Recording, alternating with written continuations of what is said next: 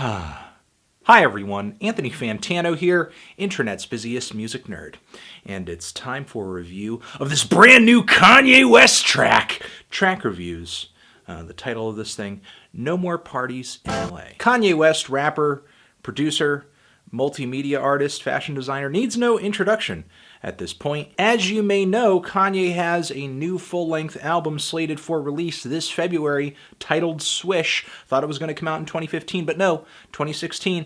And he's been teasing toward the release of this album with weekly releases of songs. He's back at his Good Fridays grind. Although this song seems to have been pushed forward to a Good Monday. Regardless, the last track to come out in this series, I enjoyed it a lot, Real Friends. It was a very dreary, melancholy track that showed Ye waxing poetic about the downsides of fame, but in a way that I thought was actually compelling and was completely lacking in the overinflated ego Kanye that you might remember from his past few albums. There was a certain level of pain and honesty and sincerity in his delivery that reminded me a lot of his early work, a bit of a breath of fresh air because of that. And at the end of this track, there was a little snippet, a teaser of this song over here, No More Parties in LA, featuring Kendrick Lamar. And I think this track over here is kind of similar in theme to Real Friends in that we are getting the trials and tribulations of the limelight. But this time we're getting a Kanye that's way more charismatic,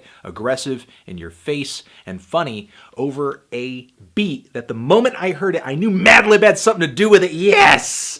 Yes! And Madlib and Kanye alone would have made this track fantastic. Then just adding Kendrick into the equation is kind of just stoking the flames a little bit. At least in terms of the hype and the reception and the name recognition, I think when it comes down to the quality of both of the verses laid onto this thing, Kanye definitely inched past Kendrick. I would say mild past Kendrick. And not that Kendrick's verse was bad, it definitely had quite a few quotable lines in it, like the wrestler line about showing this girl the ropes, or talking about a girl looking for an A-list rapper and then telling her to turn around, spin it around, and then say the alphabet backwards. Kendrick's verse was braggadocious, it was great, it was fun, but all in all, it just kind of felt like a very general, flirtatious fantasy with some good wordplay. Whereas what Kanye delivered on this track felt way more personal. With each line, I felt like we got a glimpse into his life. And just like with old Kanye records, it's like there's a real sense of sadness and melancholy there, but that's kind of hidden and covered up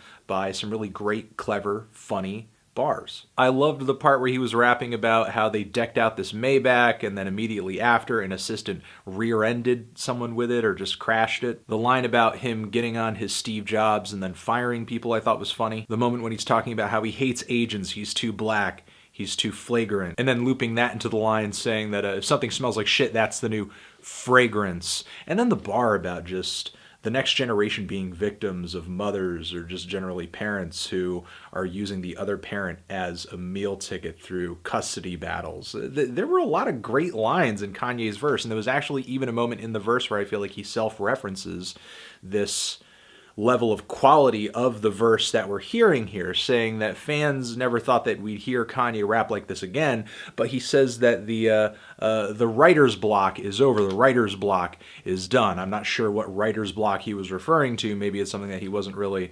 acknowledging that publicly in the past, but it seems that he's kind of pulled that skeleton out of the closet now that he's been able to deliver a fantastic verse on this track. And I myself never thought I'd hear Kanye rap like this again, but he seems to be going back to his roots in a way that's really exciting. One other thing I wanted to mention about Kanye's verse on this track is I love how toward the end of his verse, he self-references the last track talking about the cousin who stole his laptop, who he talked about on Real Friends.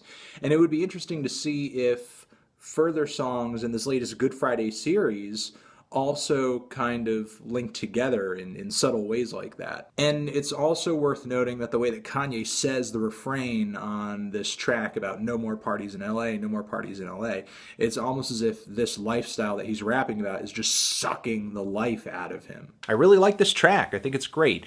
Although still, I'm not anticipating that this is what Swish is going to sound like. Maybe it will. Maybe it will. You know, I really like this track. I really like Real Friends, but still, this sounds like Kanye going backwards in a way, which, while I do enjoy it, it's not something I've ever known him to do on a full-length commercial project. If he did that on Swish, it would be very odd, maybe enjoyable, but definitely odd for Kanye. But let me know what you think. Do you anticipate this is the direction Kanye's going to go in with his next full-length album?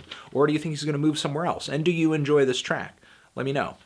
Tran, Zishin, have you given this track a listen? Did you love it? Did you hate it? Why? What do you think I should review next? And that's it. Anthony Fantano, Kanye West! Forever.